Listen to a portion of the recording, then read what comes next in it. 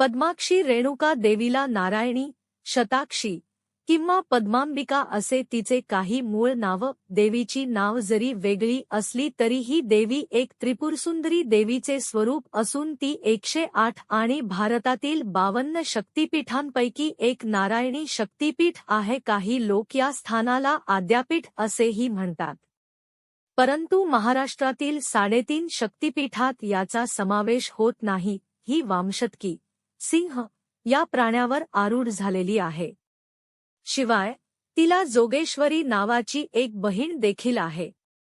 देवी पद्माक्षी भगवतीला शताक्षी, पद्माकोशा, माऊली, काली, भैरवी, वज्रेश्वरी, अंबा आणि एकवीरा म्हणूनही ओळखली जाते. पद्माक्षी रेणुका किंवा पद्मांबिका देवी या स्वतः मुलामहामाया आहे.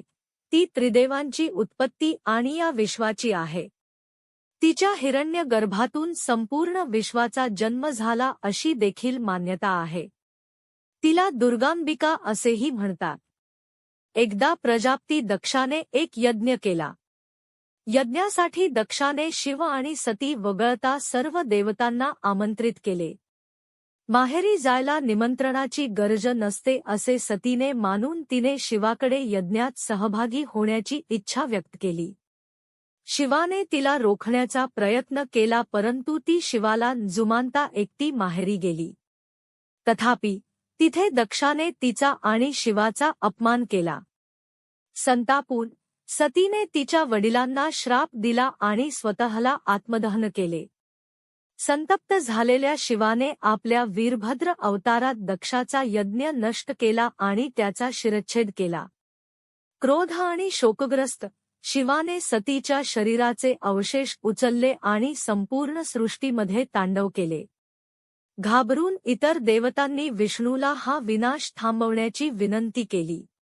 यावर उपाय म्हणून विष्णूने सतीच्या प्रेतावर सुदर्शन चक्र वापरले. यामुळे सतीच्या शरीराचे विविध भाग पृथ्वीवर पडून शक्तिपीठ तयार झाले. तिच्या शरीराचा वरचे दात वेरुमाला किंवा आंधला, आजचे कवडे, श्रीबाग, अलिबाग किंवा कुलाबा येथे पडले. त्या भागातून एक देवी प्रकट झाली आणि तिचे नाव नारायणी, नंतर तिला शांभवी अशी ओळख भेटली होते म्हणून ते नारायणी शक्तिपीठ असे नाव पडले. जिथे कुठे सती देवीचे अवशेष पडून स्थान निर्माण झाले तिथे भगवान शंकराने आपला अंशरूपी भैरव वेगवेगळ्या ठिकाणी त्या शक्तिपीठासोबत वेगवेगळ्या नावानं प्रकट झाला. याच कारणामुळे इथे सुधा भैरव या स्थानी संहारा अशा नावाने या नारायणी शक्तिपीठाची रक्षण करत आहे. शक्तिपीठ स्तोत्र. सहाराख्य ऊर्ध्वदन्तो देवीनाले नारायणी श्रुचौ. काही काळानंतर देवी सतीने देवी पार्वती म्हणून पुनर्जन्म घेऊन या जगात अवतार घेतला आणि कठोर तपश्चर्या केल्यानंतर तिने भगवान शंकराशी विवाह केला. देवी पार्वतीची जोगेश्वरी नावाची एक सखी होती जी राजा तक्षक, सापांचा राजा, ची कन्या होती जी एक सर्प कन्या होती. देवी पार्वती भगवान शंकराबद्दल सर्व गोष्टी सांगायची. याचा जोगेश्वरीला खूप हेवा वाटला. तिचाही तसाच पती असावा असे तिला वाटू लागले. त्यामुळे जोगेश्वरीने पण भगवान शंकराची कठोर तपश्चर्या केली आणि त्यांना प्रसन्न केले आणि वरदान म्हणून जोगेश्वरीने तिच्याशी लग्न करण्याचे वर मागितले. ही कल्पना देवी पार्वतीला तिच्या देवी शक्तीने लगेच लक्षात आली. देवी क्रोधित होऊन त्याच क्षणी जोगेश्वरीसमोर प्रकट झाली आणि तिला भूलोकामध्ये मोठ्या कष्टाने आणि पिडादी जीवन जगण्याचा श्राप दिला आणि तिला आपली इच्छा मागे घेण्यास सांगितले. जोगेश्वरीने देवी पार्वतीच्या श्रापा आणि रागामुळे भगवान शंकराला तिची इच्छा मागे घेण्याची आणि त्याबदल्यात महादेवनासारखा दिसणारा आणि शिवभक्त असलेला पती मिळवण्याची विनंती केली. तर देवी पार्वतीने यावर काळभैरव यांचं नाव सुचवले जो भगवान शंकरांचा प्रतिरूप होते आणि काशीचा कोतवाल होता. भगवान शंकरांनी आणि देवी पार्वती जोगेश्वरीचा विवाह कालभैरव यांच्याशी लावून दिले. पण लग्नानंतर लगेचच त्यांना वियोग सहन करावा लागला कारण देवी पार्वतीने दिलेल्या श्रापामुळे जोगेश्वरीला भूलोकात उतरण्याची वेळ आली. थोड्याच काळात देवी पार्वतीने आपले नवीन अवतार घेऊन भूलोकी जन्म घेतला, जिचे नाव होते रेणुका, जी परशुराम अर्थात श्री विष्णूचे 6वे अवतार यांची माता आणि आदिशक्तीचा एक रूप होती। अशी आख्यायिका आहे की रेणुका ही जमदग्नी ऋषींची पत्नी होती आणि त्यांनी तिच्यावर विश्वासघात केल्याचा संशय घेऊन आपला पुत्र परशुरामाला आपल्या आईचा शिरच्छेद करण्याचा आदेश दिला। भगवान परशुरामाने आपल्या वडिलांची आज्ञा पाळली आणि तिचे शिर धडा वेगळे केल्याने नेमक त्याच जागी अधलाळ, जिथे नारायणी देवी अर्थात देवी सतीचे अंश पडले होते, ते ठिकाण म्हणजे कावाडेपुरी। आधीचे अन्ना विरुमळा, श्रीबाग, आताचे अलिबाग, सर्वात सुंदर विवाह होते। विवाहानंतर पद्माक्षी आणि मुकुंद भैरव एकटे रमले असताना देवी जोगेश्वरी त्यांच्या नकळतपणे त्यांचे सुंदर क्षण पाहत होती। अचानक देवी पद्माक्षीने पाहिले की जोगेश्वरी त्यांना एका झाडाच्या मागे लपून पाहत आहे आणि देवी पद्माक्षी रागावली आणि तिने जोगेश्वरीला शाप दिला की ती इथेच जमिनीत दडून जाईल। त्याच ठिकाणी गैरसमज झाला। देवीने रागाच्या भरात मुकुंद भैरवानाला विरुमाला, कवडेपुरी सोडण्यास सांगितले। देवीची आज्ञा समजून ते कनकपुरी, आताचे मांपगाव, इथे गेले। अल्पावधीतच देवीचा राग शांत झाला आणि देवी पद्माक्षीने जोगेश्वरीला आपल्या शापातून मुक्त केले।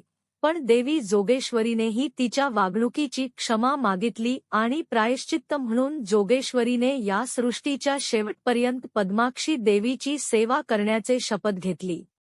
जोगेश्वरीने तिची जागा पद्माक्षी देवीच्या शेजारी घेतली। त्यानंतर देवी पद्माक्षी कनकपुरीला गेली आणि त्यांनी भगवान मुकुटभैरवांना क्षमा मागितली आणि विरुमले, कवडे येथे परत येण्याची इच्छा व्यक्त केली, परंतु मुकुंदभैरवाने येण्यास नकार दिला, कारण मुकुंदभैरव तेथे एका भक्ताला भेटले ज्याने येथून कोठेही जाण्याची इच्छा व्यक्त केली। ते येथे राहू लागले आणि आज हे ठिकाण कनकेश्वर म्हणून ओळखले जाते। तरीही भगवान मुकुंदभैरव आपली पत्नी पद्माक्षीला भेटण्यासाठी दरवर्षी नागाच्या रूपात कवडेपूरला येतात। देवी पद्माक्षी रेणुका देवस्थान हे अलिबाग तालुक्यात कावाडे, आधीचे विरुमाला, इथे एका तलावाकाठी आहे। देवीचे मंदिर अजूनही बांधलेलं नाही, पण ती निसर्गरम्य ठिकाणी तिचे पारंपरिक पद्धतीने कौलारू मंदिर आहे। भाविक लाखोच्या संख्येनं दरवर्षी इथे शारदीय नवरात्रीत व वैशाख शुद्ध पौर्णिमेला देवी आईच्या पालखी सोहळ्यात दर्शनासाठी येत असतात। मंदिरात जाण्याआधी भाविक भक्तांना मंदिराच्या पायथ्याशी लागणारी डोंगरातून येणाऱ्या शुद्ध निर्मळ गांगेतून पाय धुवून जावा लागत असे म्हणतात। या गांगेमुळे भाविक भक्त शुद्ध होऊन मंदिरात भगवतीचे दर्शन अगदी शुद्ध मनाने प्राप्त होते। असे समजले जाते की भगवान मुकुंदभैरव म्हणजेच कनकेश्वर, जे देवीच्या मागे असणाऱ्या डोंगरात वसलेलं स्थान आहे, तिथून ही गंगा उत्पन्न झाली। हजारो भाविकांत श्रद्धास्थान असणारी ही देवी तांडला स्वरूपात आहे। ही देवी त्रिपुरसुंदरीचे शक्तिपूर्ण रूप मानले जाते। पद्माक्षी रेणुका मंदिर 52 किंवा 108 पीठांपैकी सर्वात समर्पित शक्तिपीठ आहे। मंदिरात साजरे होणारे सण म्हणजे शारदीय नवरात्री आणि वैशाख शुद्ध पौर्णिमा। वैशाख शुद्ध पौर्णिमेला हजारोपेक्षा जास्त भाविक देवी भगवतीच्या दर्शनासाठी येतात। तसेच नवरात्रीत लाखो लोक तिथे भेट देतात।